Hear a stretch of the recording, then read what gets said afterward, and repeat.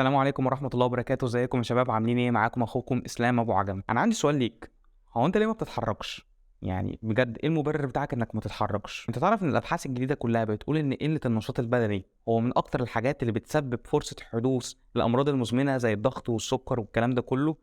مش كده وبس، لا، منظمة الصحة العالمية كمان بتقول إن رابع أكبر مسبب للوفاة في العالم كله هي قلة النشاط البدني. وللأسف كلنا وأنا أولكم كنا فاكرين إن إحنا بنتحرك، بس لما بصيت أنا عن نفسي حواليا لقيت مثلا معظم شغلي أو مذاكرتي بتبقى من على المكتب. حتى لما باجي أتفرج على مسلسل أو على فيلم بكون قاعد على الكنبة. تقريبا 90% من حياتنا قاعدين. حتى لما كنت بروح الجيم كنت نادرا لما بطلع على المشاية ولا جهاز السلم ولا العجلة ولا أعمل كارديو. كنت دايما بروح أتمرن تمرينة الحديد وأروح. والشيء بالشيء يذكر، جسمك بيحبك بطريقة وحشة، طريقه انت مش عايزها. يعني جسمك بيحبك فدايما عايزك تكون قاعد مرتاح ويربي في الدهون وكل حاجه، عشان لو حصلت مجاعه ولا اي حاجه يكون عندك طاقه تقدر تسرفايف بيها.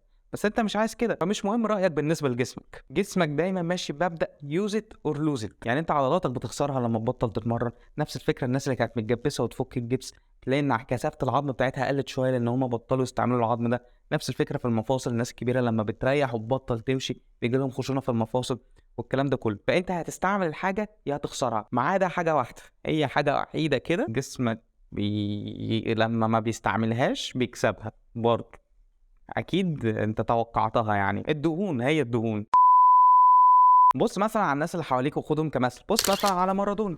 مارادونا اعتزل وهو صغير، وشوف بعد ما اعتزل ايه اللي حصل له. انما كريستيانو رونالدو ولا ابراموفيتش داخلين في ال40 سنه ولسه بيلعبوا كوره، وبص ما شاء الله لسه عاملين ازاي. يعني في دراسه حديثه اتنشرت عن الناس اللي عمرهم فوق 50 سنه وعندهم خشونه في مفصل الركبه، لقوا ان الناس اللي بتتمشى وبتتحرك كتير الوجع بتاع المفصل الركبة عندهم أقل بكتير من الناس اللي ما بتتمشاش وقاعدة في بيتها. ده غير إن المشي والحركة عامة بتقلل نسبة هشاشة العظام جدا وبتقلل نسبة خشونة المفاصل. وأكيد مفيش شك إن الحركة بتقلل لك وزنك أو بتساعدك على إن أنت تقلل وزنك على حسب الأكل بتاعك يعني. وأنا من مجال دراستي اللي هو طب علاج طبيعي عرفت حاجة، إن أنت لما تخس كيلو المفصل بتاعك مثلا الركبة بيقل الحمل من عليه بمثابة 3 كيلو. يعني أنت لو اهتميت بأكلك مع شوية حركة وخسيت مثلا 10 كيلو، انت مفصل الركبة عندك اتشال الحمل من عليه بمثابة 30 كيلو. رقم كبير صح؟ ما بالك بقى مثلا لو خسيت 20 30، حسب بقى انت مليان قد ايه. في بقى دراسة اتنشرت سنة 2020 بتقول لك ايه؟ بتقول لك ان المشي 30 دقيقة في الشارع بيحسن من مزاجك وبيشيل الافكار السلبية والتوتر من عليك.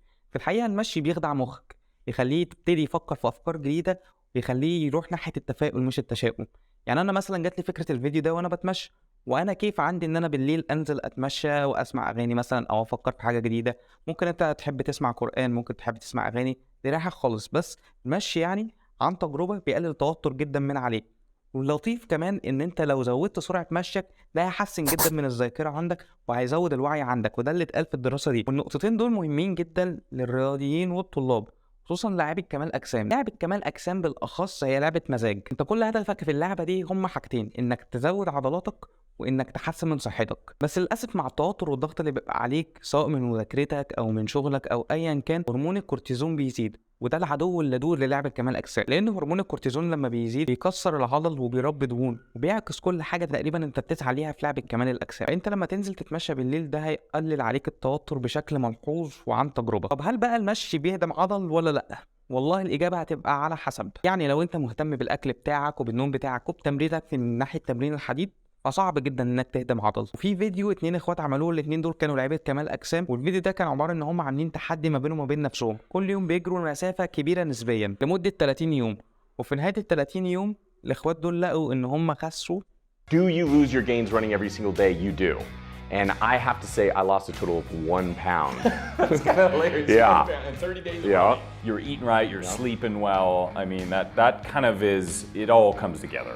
It does. And I got a little leaner in the process, so it was definitely a win for اقل من نص كيلو عشان كانوا مهتمين باكلهم والنوم بتاعهم وتمرين الحديد. ولقوا ان معظم النزول ده كان من الدهون لان شكلهم اتحسن ونشفوا كده والعضلات بقت متناسقه اكتر. وهسيب لك الفيديو ده تحت في الديسكريبشن بوكس وانصحك وبشده انك تروح تتفرج عليه. وكمان في دراسه كده بتقول ان الكارديو بيزود الاوعيه الدمويه اللي واصله للعضلات، فده هيزود الاكل اللي رايح لها والغذاء والدم اللي متحمل بالاكسجين والكلام ده كله، فمع الوقت حجمها هيزيد. اصلا الكارديو ممكن فعلا يساعدك انك تبني عضل. كمان الحركه هتساعدك في فتره التنشيف بتاعتك انك تزود النيت اللي هي النون اكسرسايز اكتيفيتي ثيرموجينيسيس، او بمنتهى البساطه هي النشاط اللي بتعمله بره عن التمرين. المهم النشاط ده بيكون مسؤول تقريبا عن 20% من السعرات الحراريه اللي بتحرقها في يومك، وانت في ايدك تزوده.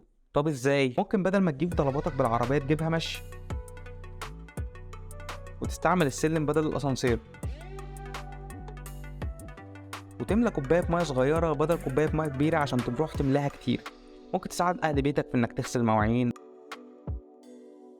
او ممكن حتى تتمشى في بيتك عادي.